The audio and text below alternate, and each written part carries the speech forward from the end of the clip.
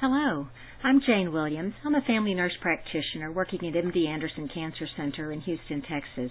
Welcome to this NOEP slidecast on nutrition and physical activity.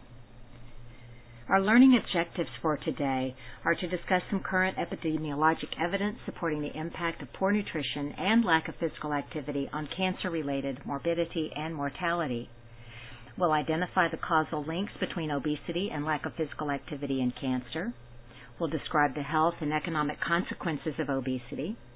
We'll identify some current nutrition and physical activity recommendations from two major organizations. We'll discuss the impact of nutrition and physical activity on altering cancer risks. We'll identify ways that patients can incorporate nutrition and physical activity into their daily lives. And we'll describe the nurse's role in promoting nutrition and physical activity.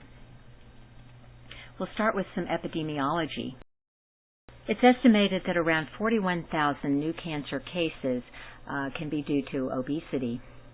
It's also estimated that overweight and obesity contribute to around 14 to 20% of all cancer-related deaths. We know that around 33% of all adults are obese and about 17% of children are overweight. So what do we really mean by overweight and how do we define that? Well, we use the BMI or the body mass index. A normal body mass index is 18.9 to 24.9. Overweight is defined as a body mass index of 25 to 29.9. And obesity is defined as a BMI of equal to or greater than 30. There are calculations that you can use to calculate a BMI. However, calculators are found at many sites on the internet, and they'll calculate this for you just simply by putting in the patient's weight and height. You do need to consider a person's own body shape and muscularity. For instance, somebody who lifts a lot of weights or who is a bodybuilder is going to be very muscular, and they'll have a very high BMI, and yet that may be normal for them because they have very little body fat. We do know that the percent of adults who are obese has increased by 7.6% since 1994, and that nearly 72 million adults aged 20 and over have a BMI of over 30. The World Health Organization estimated 1.6 billion people worldwide in 2005 were overweight. More than two-thirds of Americans are either overweight or obese. In the 20 years between 1980 and 2000, the prevalence of obesity among adolescents tripled from 5% to 15.5%. These trends occurred across race, ethnicity, and gender, but African American girls had the highest rate. The percentage of adults who were obese was stable from 1962 to 1980, but in those 20 years between 1980 and 2000, that percentage doubled. In 2011, the prevalence of obesity exceeded more than 20% of the total population in all 50 states, and Texas was about the highest. This is a map showing the states and their prevalence of obesity. Those in the orange have 30 to 35% obesity, and you can see that Texas is one of those. Yellow, of course, is 25 to 30%, and the green is 20 to 25%, but all 50 states have at least that 20%. What are the causes of obesity? Well, most of you know that the two major causes are going to be improper diet and a sedentary lifestyle. Some people do think that heredity plays a part in obesity, and it plays a very small part. In fact, this is a quote from the head of the Genome Project, who said that genes load the gun, the environment pulls the trigger. So we may have that loaded gun from some hereditary tendencies, but we're responsible for pulling the trigger. We are responsible for the environmental factors that may lead us to being overweight. And only about 5% of people are overweight because of thyroid problems or other hormonal imbalances. And in fact, some people even believe that thyroid problems may actually be related to our nutrition. So what is the impact of obesity on cancer risk? So those cancers that are associated with obesity include colon, postmenopausal breast cancer, endometrium, kidney, and esophagus cancers. Other cancers that are most likely associated with obesity include gallbladder, ovary, and pancreas. Cancers associated with a sedentary lifestyle include colorectal, breast, endometrium, pancreas, and prostate cancer. Some other health risks associated with obesity include not just cancers, but high blood pressure, diabetes. I don't know if any of you have been nurses long enough to remember when we called that adult onset diabetes, because we didn't see that in children. We are now seeing children of very, very young ages with type 2 diabetes, often because they are overweight or obese. Hyperlipidemia, coronary artery disease, gallbladder disease, sleep apnea. Very, very few of my patients who have sleep apnea are of a normal weight. Almost all of them are overweight or obese. Breathlessness, osteoarthritis, and gout. Now, osteoarthritis may happen to many of us as we begin to age a little bit, but certainly this becomes much worse, and it's aggravated a lot by being overweight. We'll now talk about some of the causal links between obesity, lack of physical activity, and cancer. So some of the links between obesity and cancer include estrogen produced in fat tissue. We know that premenopausally, the ovaries are the primary source of estrogen, but in postmenopausal women, fat tissue is the most important estrogen source. So the more fat tissue we have, the more estrogen we'll have, and that increases our risk for breast, endometrium, or kidney cancers. Weight gain in adulthood increases the risk of breast cancer. The distribution of body fat. Some of you have heard of the terms apple type or pear type. Apple type being more weight around the middle, that's that belly fat. Pear shape may be more weight around the hips and the thighs. We've known for a long time that people with the apple type body distribution have an increased risk of cardiovascular disease. And now we believe that people with that body distribution also have an increased risk of cancers such as breast and prostate cancer. We also used to see that more men than women had the apple shape. Women tended to have more of a pear shape.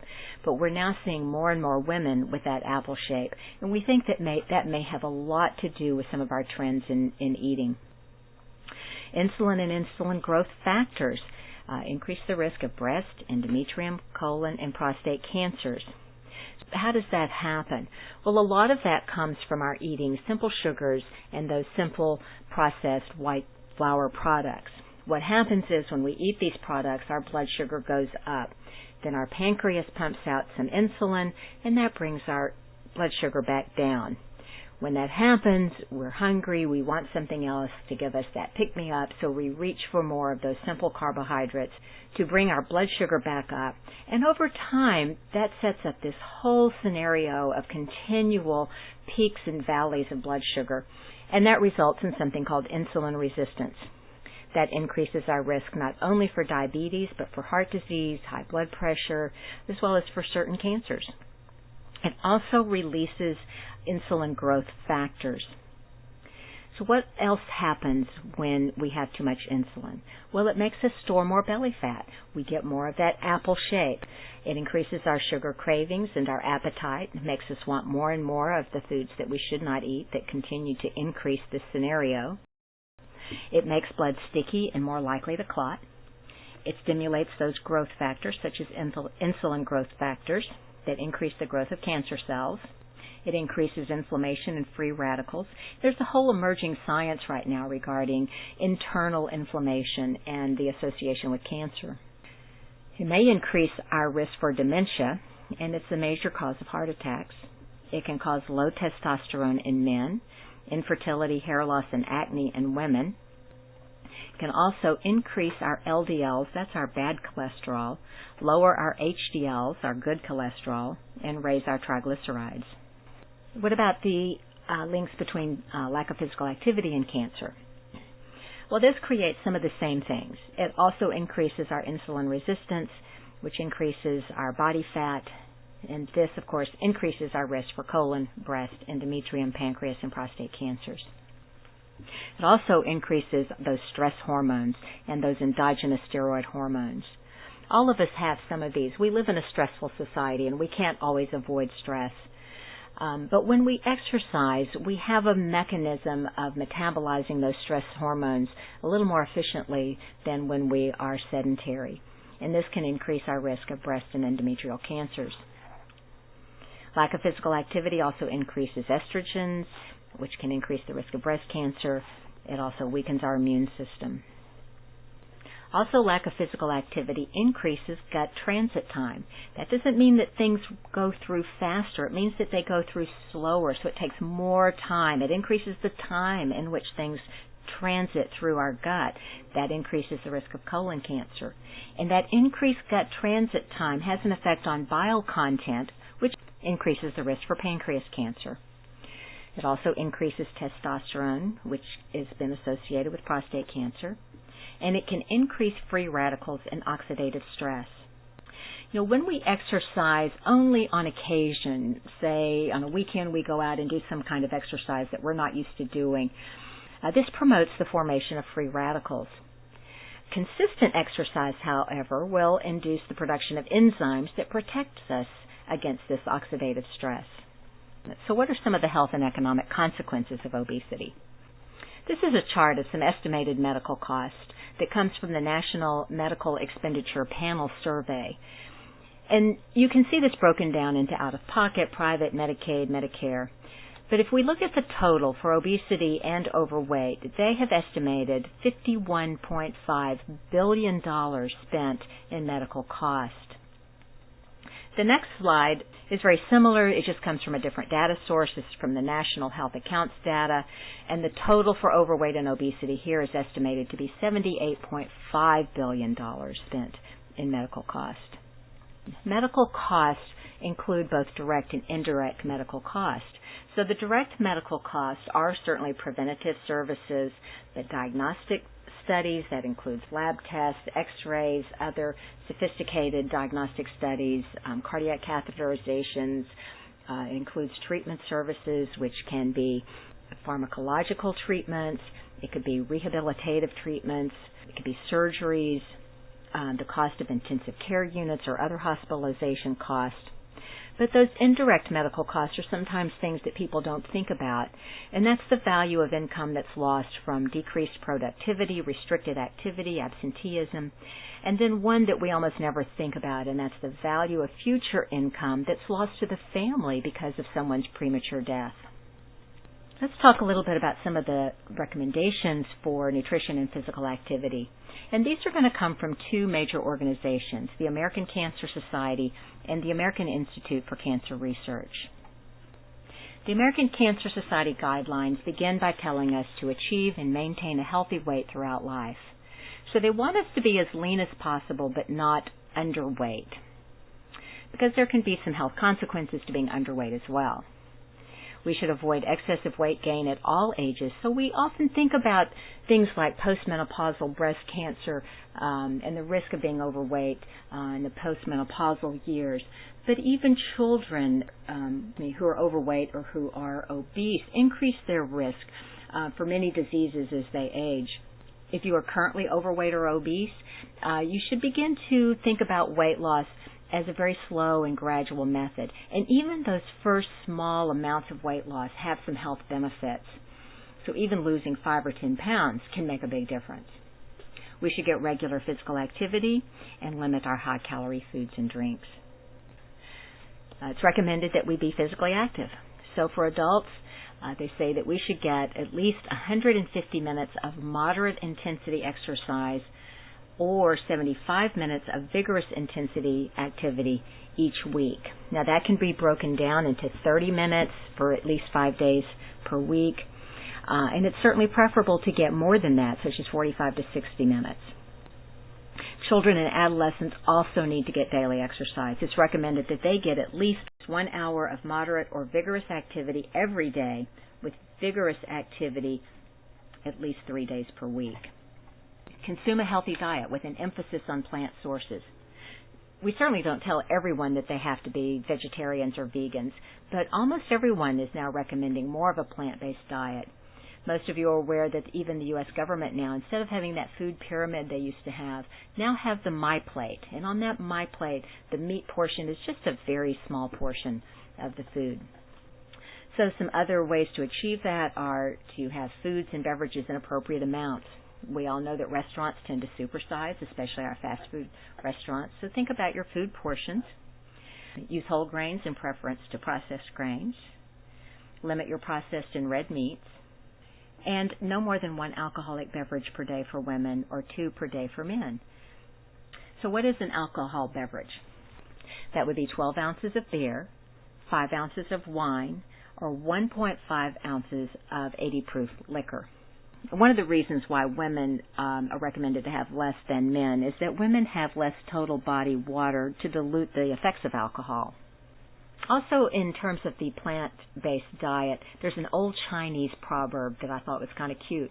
It says, foods on one leg, which would be plants, are better than foods on 2 legs, such as chicken, which are better than foods on 4 legs, such as cows, pigs, or goats. Now, the American Institute for Cancer Research also has recommendations, and you're going to see that these are very similar to the American Cancer Society recommendations. So, be as lean as possible without becoming underweight. So, again, a normal weight would be between 18.5 and 24.9 BMI. Be physically active for at least 30 minutes every day. Avoid sugary drinks. Limit your consumption of energy-dense foods. Now, energy in this sense, it means calories, so limiting those high-calorie foods. And the sugary drinks, you know what those are. The sodas, Americans love our sodas. Those are full of sugar. There's no nutritional value in them. Even our sugar-free diet sodas have never been found to reduce obesity and overweight. They're full of a lot of artificial ingredients. Even fruit juices are really quite sugary. Eat more of a variety of vegetables, fruits, whole grains, and legumes and beans. Limit your consumption of red meats and avoid processed meats. And if consumed at all, limit your alcoholic drinks. And they again say 1 alcoholic drink per day for women and 2 for men. Limit your consumption of salty foods or foods processed with salt. Don't use supplements to protect against cancer. You know, in most supermarkets, drugstores, and including health food stores, on the internet, we're kind of bombarded with a lot of supplements, a lot of vitamins, antioxidants, with promises of good health. But research has really not shown that these are beneficial. And in fact, there's many studies showing that the use of supplements may be more harmful to us and can even increase the risk of cancer. So it's best to get these things from real whole foods. They recommend that mothers breastfeed exclusively, meaning nothing but breast milk, for up to 6 months, and then to begin to add some other liquids in food. After treatment, cancer survivors should follow the same recommendations for cancer prevention. So what's the impact of nutrition and physical activity on altering cancer risk? Well, there's no really good randomized controlled clinical trials. However, observational studies have shown that avoiding weight gain may lower the risk of cancers of the colon, breast, endometrium, kidney, and esophagus. There's some other limited observational studies showing that weight loss can decrease the risk of breast cancer. The same thing with physical activity. No really good randomized controlled clinical trials, but regular physical activity can reduce the risk of colon cancer by up to 50%, and it can reduce the risk of breast cancer by around 20%. So how do we incorporate nutrition and physical activity into daily life? Well, the American Cancer Society actually gives us some examples of moderate intensity activity versus vigorous intensity activities, and they even break it down into categories. So the first one is exercise and leisure. So examples of moderate intensity would be walking, dancing, leisurely bicycling, yoga. Vigorous intensity would be jogging or running, aerobic dance, fast bicycling, martial arts, jumping rope, things like that. For sports, moderate intensity would include volleyball, softball, baseball, doubles tennis, downhill skiing. Vigorous intensity would include soccer, hockey, singles tennis, cross-country skiing. For home activities, moderate intensity would be lawn mowing, yard and garden maintenance. Vigorous intensity, digging, that would be like when you're starting that garden and you're having to dig up the grass, or you might have really heavy, dense soil. Carrying and hauling. Our picture here looks like a couple that's moving and carrying their belongings. Occupational activity, moderate, would include walking and lifting as part of the job. I just want you to think about the amount of walking you do as a nurse. I'm one of those who thought, well, gee, I'm a nurse, I'm on my feet all day long. Surely I'm walking a lot and getting a lot of steps in for a typical day. Many of you have heard that we should get around 10,000 steps per day. So I wore a pedometer without calculating any exercise that I might have done before or after work, just to see how much I get on a typical day at work. And I barely got 2,000 steps in.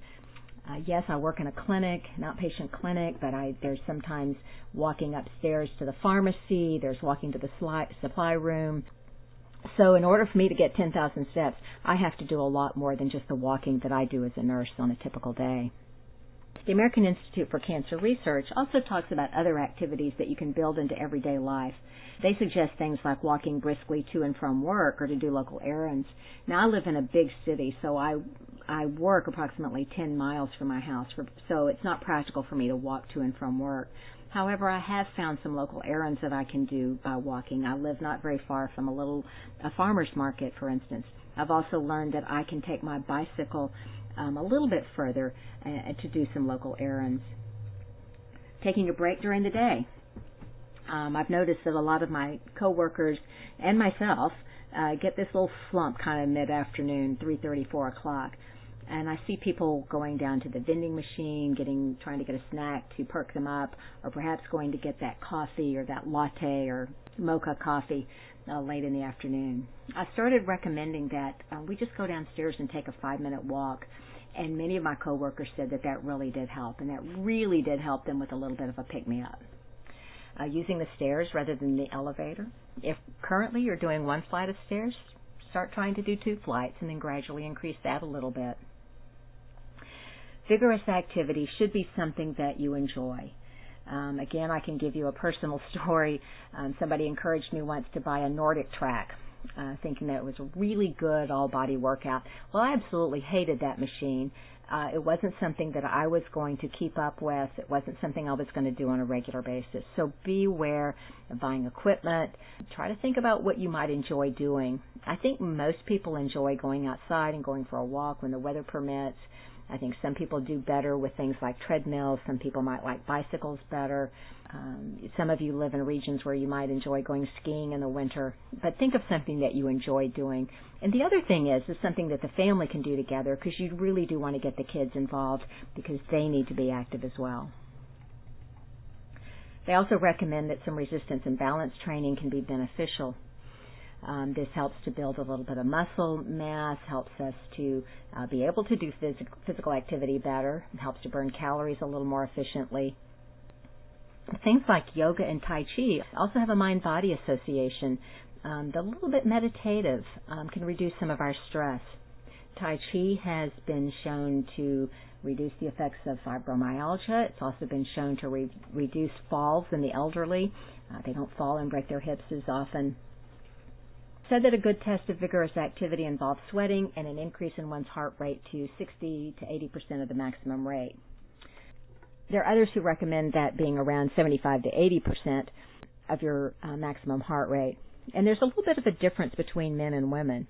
For instance, a woman's maximum heart rate is 226 minus her age, and a man's maximum heart rate is 220 minus his age. Let's say you have a woman who's 40 years old. So 226 minus 40 is 186. If you took 85% of that, that would be a heart rate of 158. So that would be vigorous activity.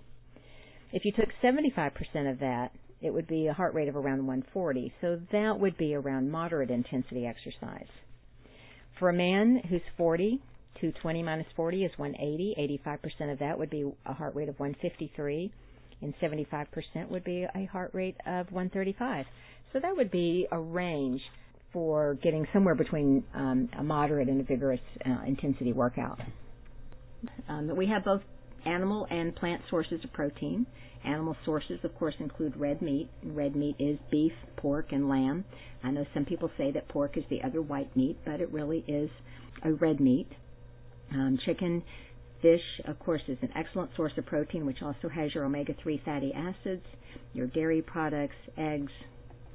Remember that your meat, portions should be limited to about 1/3 of your plate, no bigger than the palm of your hand or fist. You should choose lean cuts of meat. I personally have a little bit of a bias about some of the meat products sold in the supermarkets in this country. Many of them are from animals who have been raised on the factory farms. They don't get any fresh air or exercise. They don't get any sunlight to develop their own good source of vitamin D. They are fed things that they should not eat, and therefore they have an imbalance of omega-3 and omega-6 fatty acids, very low omega-3s and very high omega-6s. If you can get animal products from animals that were raised out on a pasture, they're going to have a little bit healthier saturated fats. But in general, I think we should choose lean cuts of meat. If you are eating eggs, I recommend that you eat the whole egg rather than just egg whites or egg beaters. Most of the nutrition in the egg comes from the yolk. That's where we get our minerals and vitamins. And there's really no research showing that this contributes to high lipids or to heart disease. There's some plant sources for proteins, which includes soy. I think if you're going to eat soy, it should come from something that's close to a whole food, which would certainly be your edamame soybeans, but also miso, tempeh, and tofu. Soy products that you want to avoid would be your soy protein powders, soy protein bars. These are made with high concentrates of soy isolates. And there is some research showing that these can be harmful to us and especially unsafe for infants and children. So even things like soy-based cheeses, soy ice creams would not be recommended. Beans are an excellent plant source of protein. Try to experiment with some different varieties of beans. If you've never tried adzuki beans, they're a very small red bean that's very tender, mild tasting. Lentils is a good option. Your nuts and seeds are a great source of protein. These do have fats in them, so you have to eat them in moderation, but the fats at least are healthy fats, and there's also good fiber, good minerals, and other nutrients within your nuts and beans. What some people don't realize is that the whole grains are also good sources of protein. Brown rice, for instance, will have more protein than white rice. And quinoa and kasha have all of the essential amino acids. Fats, your saturated fats, of course, come from meats, lard, butter. The fats that you really want to avoid are your trans fats, and that includes margarine and shortening. A lot of bakers still use shortening in baking a lot of cookies and other bakery products. Many people have thought for years that margarine would be safer for us than butter because it's not a saturated fat. However, margarines are mostly trans fats, and these tend to be even more unsafe for us than the saturated fats. Even if you have a margarine that says no trans fats, the fact that they have taken liquid vegetable oils and made them solid at room temperature means that they have altered the structure of those molecules, and they have made that essentially a trans fat. Your polyunsaturated oils are not the healthiest oils. These are corn, sunflower, safflower. These are also not safe for cooking at high heat. When you use these oils for cooking, they develop an oxidative process that's like free radicals. They become rancid very easily. If I need a neutral tasting oil for cooking, I tend to use a grapeseed oil. It's a little more safe for high heat. I do buy one that says high oleic, safe for high heat. And then your monounsaturated oils are your healthiest, and that's your olive, avocado, peanut oils. Canola oil actually probably should go under monounsaturated. It has both polyunsaturated and monounsaturated oils, but there's a little bit of controversy with canola oil. First of all, there's no such thing as a canola. It comes from Canada, and that's how they derive their name. It comes from a plant called the rapeseed plant, and rapeseed oil is actually not safe for human consumption. It's been used in motor oil and paint thinners, but they've altered that and made it safe for human consumption.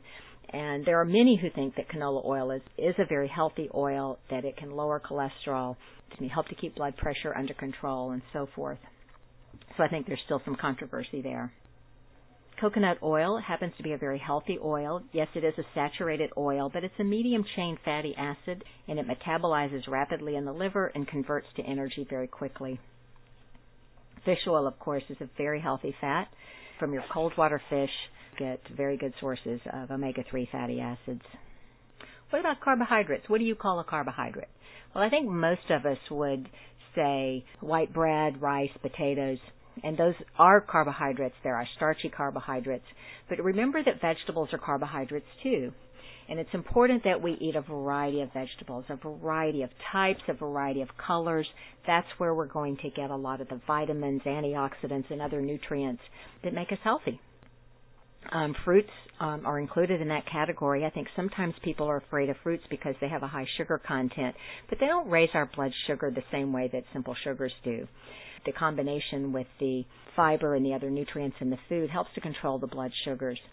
Diabetics have been told to be careful with fruits, but I think if they eat some fruit with a little protein, such as an apple with a little peanut butter or some type of fruit with some plain Greek yogurt, that they'll be perfectly safe. And then what about sweet potatoes? Are they a vegetable, a starch? I think sweet potatoes really fall into the vegetable category. Even though they're sweet in the name and they taste a little bit sweeter, they really don't raise the blood sugar the same as white potatoes do. They're full of fiber and they're full of antioxidants and many wonderful nutrients. And then what about fruit juice? Fruit juice basically is sugar water. I typically don't recommend juicing even at home because juicing extracts major portions of the food that are beneficial, and you're left really with some of the sugar and only very small amounts of nutrients. I do think that blenderizing fruits is okay. Making a smoothie that's blended with fruits or vegetables is a great way to get in some vegetables that you might otherwise not want to eat, such as some of the leafy greens. In that sense, you're not extracting major portions of it. Your whole grains, this can include your quinoa, millet, amaranth, kasha, oatmeal, especially your steel-cut oatmeal, whole grain cereals. Now, whole wheat flour is far better than white flour. Remember that it is still a processed food. I certainly love pasta, and when I do eat pasta, I eat whole wheat pasta. I just eat less than I used to. Be careful with your cereals and make sure that they really are whole grain. Get used to reading the labels. I think corn really does fall a little bit between the whole grains and the starches. Corn does have a lot of fiber and other nutrients and doesn't raise the blood sugar quite as much as some of the other starchy foods. Some other sweeteners that you might think about are maple syrup and honey. Remember that these still are sugars, and these are still going to raise your blood sugar, but they do have a little bit of minerals and some other nutrients in them that plain simple sugar doesn't have. I use them in very small amounts when I really just want the flavor. I don't use them on a regular basis. Agave nectar is a very neutral tasting sweetener that has a lower glycemic index, doesn't raise the blood sugar like simple sugar. It does have calories, so again, it has to be used in moderation. There are some other sweeteners that you might want to try that are natural sweeteners, such as xylitol or erythritol, which we think are natural sweeteners. They don't have calories and are probably very safe. Stevia is another one. It's made from the stevia leaf. We don't have a whole lot of research on these yet, but for the most part, we think they're probably safe. You want to avoid salty foods. Some salt is necessary in our diet. Some people think that sea salt is healthier, that it has more minerals.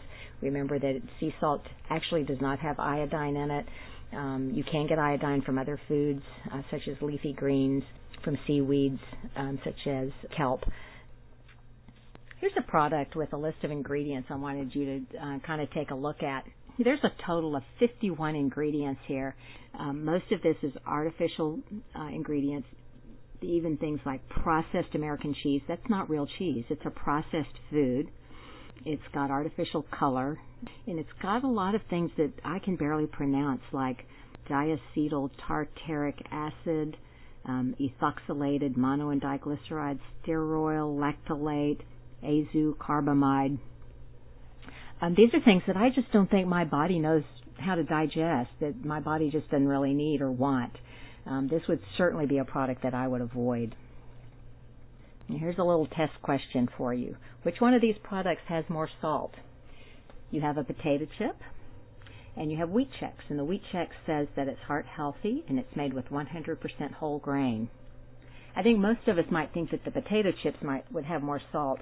It turns out that the potato chips have 73 milligrams of salt per 100 calories, and the Chex cereal has 233 milligrams. That's more than 3 times what the potato chips have. Another question, which one of these has more sugar? You have a pasta sauce and a chocolate ice cream topping. Well, these are actually pretty similar. The pasta sauce has 12 grams of sugar per 100 calories, and the chocolate ice cream sauce has 11 grams. But wouldn't you think that an ice cream sauce would have more sugar than a pasta sauce? Just read your food labels. You can buy pasta sauces that don't have sugar added, or you can make your own. Here's a cereal, Smart Start antioxidants. It lowers both blood pressure and cholesterol. It looks pretty healthy, right? Well, when I looked at this label, I found sugar listed 11 times. We have sugar, molasses, honey, sugar again, corn syrup, polydextrose, honey, high fructose corn syrup, honey again. That's a lot of sugar in this cereal. Get used to reading your food labels. The other thing I want you to notice here is that they've added in a whole lot of vitamins. They've added in vitamin E, niacinamide, ascorbic acid, vitamin B6, B2, B1, vitamin A, beta-carotene, vitamin B12, vitamin D. If this were a whole food and a whole grain cereal, they would need to add in all these vitamins. They would naturally be there in the whole food.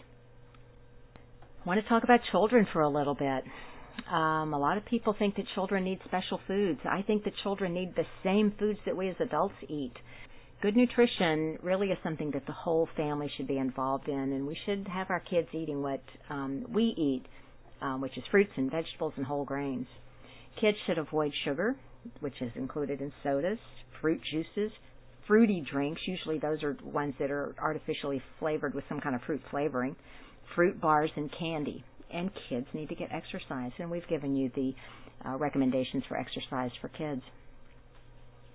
Now here's a bunch of products marketed to children. A lot of these are cereals, and a lot of them have some kind of fruit in their name. I would like for you to pick up some of these if you have kids and read the ingredients and see if you can really find any fruit there. Almost all of these have no fruit whatsoever in them. Some of them might be flavored with a little bit of fruit juice. Most of them have some artificial fruit flavor. So you're not giving your kids fruit. There's some other products here like Go-Gurt. Yogurt, wouldn't that be healthy for kids?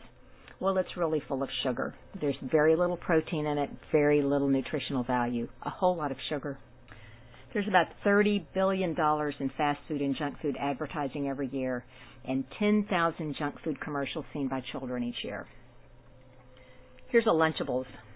It's a pizza snack, and it's pepperoni flavored sausage, so it's not even real sausage. It's on white bread. It says it's an excellent source of calcium, but it turns out that what looks like cheese there is a cheese product. It's got a lot of sodium in it, 770 milligrams of sodium. That's almost half of what we should have within a whole day. Here's another product saying that it has 100% fruit juice. First of all, how can it be 100% fruit juice? It's got 12 grams of fat. Fruits don't have fat. It has 16 grams of protein. But what I want you to see is that there's 34 grams of sugar in this. There's no fiber, or very little fiber. How many grams of sugar do you think is in a 12-ounce can of cola? Well, it's around 38 or 39 grams. So this product has as much sugar in it as a can of soda. And speaking of sodas, here's how supermarkets market them. This supermarket not only has a huge aisle where both sides of the aisle are nothing but sodas, but then on other aisles they put these at the end of the aisles just in case you missed them on the soda aisle. And then they put a really lovely display up in the front of the store with their lawn furniture to make you picture being out there drinking your sodas. The supermarket is a place where you want to spend most of your time around the periphery of the supermarket. The aisles in the center is where you're going to find all of your processed and packaged foods such as cookies, crackers, snack foods, which we really shouldn't be eating. Around the periphery, you're going to find your meats, your eggs, your fresh produce, and your dairy products. One little word of warning about the dairy products. Probably about 3/4 of that wall is going to be yogurt products, all making you think that these are healthy foods. but most of these yogurt products are full of sugar. What I would recommend if you like yogurt is to buy the unsweetened plain Greek yogurt, which is going to have a lot more protein in it, and you can sweeten it yourself with some of those sweeteners that we talked about.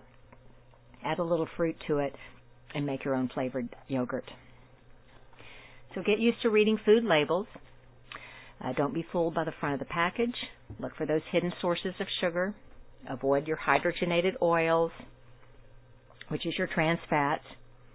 Avoid foods with more than 5 ingredients.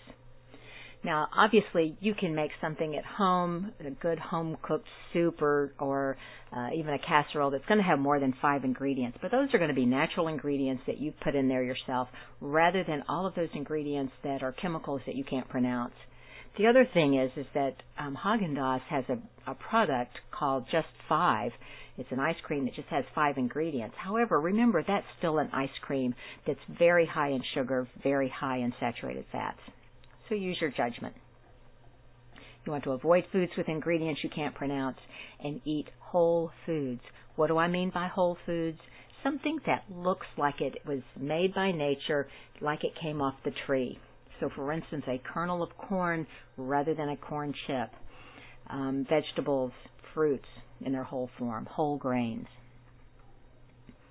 Fresh is best. You know, there's a lot of schools in my city, in Houston, that are starting gardens for kids, teaching kids about growing their own fruits and vegetables. Where do these foods come from? And I think that's wonderful. But I also have a lot of clients who don't have a lot of time and they don't have a lot of money, and the easiest way to feed their kids is to drive through a fast food store. So if I can get these parents to give their kids some canned vegetables, that's far better than the French fries and the fast foods that they're currently eating. Frozen fruits and vegetables are great. They're flash frozen right off the plant. They're really just about as good as fresh, but even those canned vegetables are better than the fast foods and the processed foods. There are all kinds of diets out there. I mean, there's just hundreds of them. Many of these you're probably familiar with. I don't know if you've heard of the blood type diet. I mean, there's all kinds of diets out there. All of those diets are usually considered diets, and so people look at these as a temporary thing that's going to help them to lose weight, and then they go right back to eating what they normally do.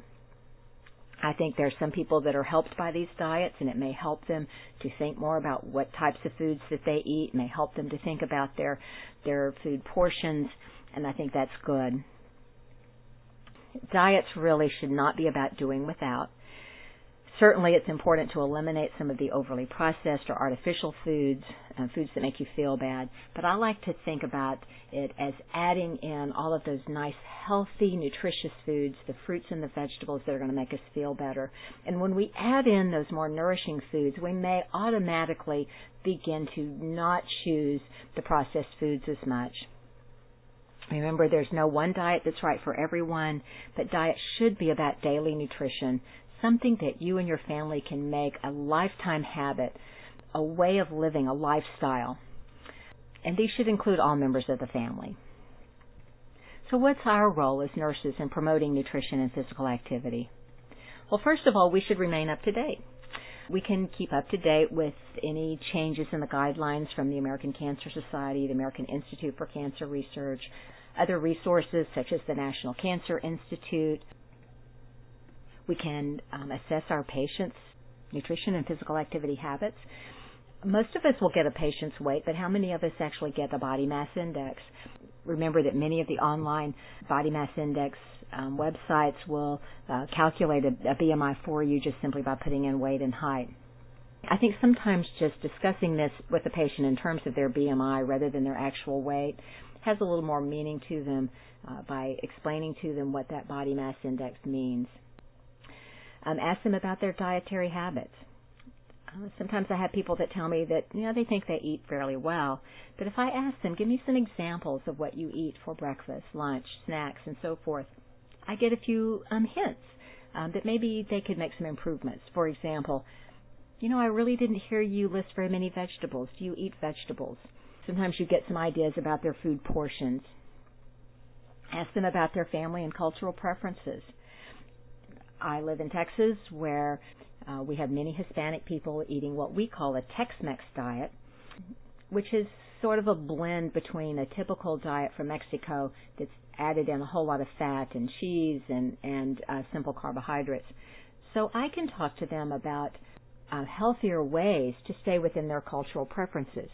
I can teach them to eat a corn tortilla rather than a wheat tortilla, which would be more of a whole grain.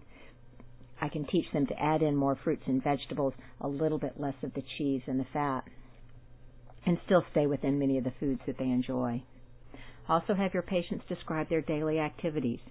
This could be what kind of a job do they have, so how active are they at work? Do they participate in any sports?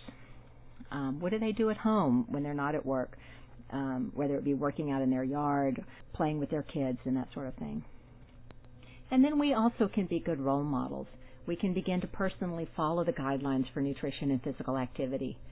And if you're not at your weight goal, that's okay. I think to tell a patient that you've also made the decision to change some of your habits, that you're trying to be healthier, then they identify with you a little bit more. They know if you can do it, maybe they can do it. I think to tell your own personal story of where you've been with nutrition, physical activity, will really help your patients be encouraged. Encourage your coworkers to bring healthier choices, say to the potluck lunch event at work. You can share recipes. Encourage the schools and daycares to provide healthier food choices to the kids. And then encourage your coworkers to participate in events such as the American Cancer Society Relay for Life or the Komen Race for the Cure. Get everybody more active. Here are 5 things that I think all of us can do right now to improve our own health. One would be to eat more greens. I find that one of the things missing from many people's diet are green vegetables. Experiment with other sources of whole grains. That whole grain bread is far better than the white bread that they may have already been eating, but experimenting with other grains such as barley or quinoa or even brown rice if they've been eating white rice. Drink more water. Sometimes I think that we reach for food when we're really thirsty, and to drink a big glass of water may actually help us not want that food that we were tempted to get. Avoid all of these artificial and processed foods, the artificial sweeteners, what I call the chemicalized foods, and then be physically active. Just get out there and move. If you're currently not getting any regular daily exercise, start off slow and gradually. Don't hurt yourself. Don't burn yourself out, but just get up and move. I have a little assignment for you. I'd like for you to keep a food diary for 1 week with your current eating habits. But also think about how you're feeling when you reach for a snack. For instance, if you get that afternoon snack, were you just feeling tired and you needed to pick me up? Or were you bored? Or did something irritate you or stress you a little bit? And then start to incorporate some of those 5 suggestions we just talked about. And then do another food diary for a week and think about what the differences are. Think about how different you feel. So, for instance, if you decided to not have the snack in the afternoon but go for a little 5-minute walk, how did that make you feel? Did it really perk you up? Did you feel better? And note any changes from the previous food diary that you did. In summary, in this exercise, we've talked about the epidemiology of obesity, overweight, the causal links between that and cancer. We've talked about some of the health and economic consequences. We've talked about the recommendations from the American Cancer Society and the American Institute for Cancer Research. We've talked about the impact on cancer risk. We've discussed ways to incorporate these habits into our own daily lives and to help our patients do the same thing. And we've talked about our role as nurses in helping others be healthier. Some of the resources are the American Cancer Society, the American Institute for Cancer Research, the U.S. Department of Agriculture's nutrition website, the American Dietetic Association, the American Heart Association.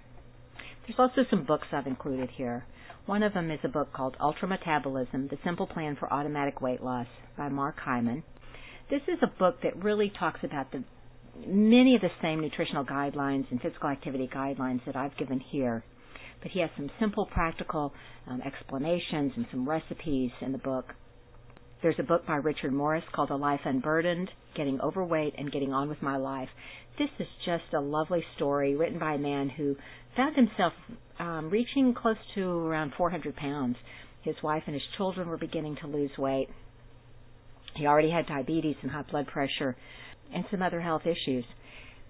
He began to change his own life, and he tells this heartwarming story with humor, and it's just really a lovely book. Anti-Cancer, A New Way of Life was written by Dr. David Servan-Schreiber. This was a physician who found out that he had a brain tumor and that he might only have about 6 months to 2 years to live. He decided as a physician that he wanted to find out everything he could about what promoted the growth of cancer, what inhibited the growth of cancer, and he completely changed his lifestyle in major ways, and he went on to live 20 years beyond that original diagnosis. Again, there are many dietary and other lifestyle suggestions in here. It is written for the lay population. Here's a quote from Hippocrates. Leave your potions in the chemist's crucible if you can heal your patient with food. That's still wonderful advice for us today. This is the part of the grocery store where we want to spend most of our time with all these great colors and types of fruits and vegetables. Here's some other references for you. And I thank you for participating in this program, and I hope that you've enjoyed it, and I hope that this will make a difference in your life as well as your patient's life.